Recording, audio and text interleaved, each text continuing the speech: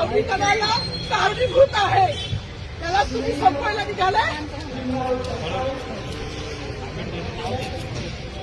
पालकमंत्र्यांची फार मोठी चूक आहे मॅडम, माफी मागणार नाही, पण पालकमंत्र्यांची उपद्रव घ्यावी.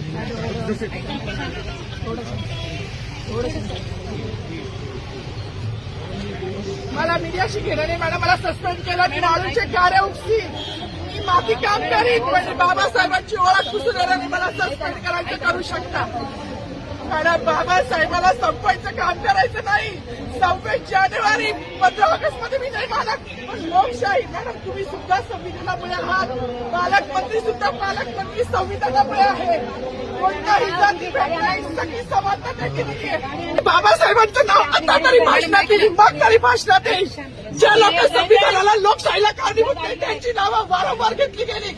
मग जो संविधानाला कारणीभूत आहे तो प्रजासत्ताक दिनाचा जो मानकरी आहे त्याचं नाव भाषणात का नाही.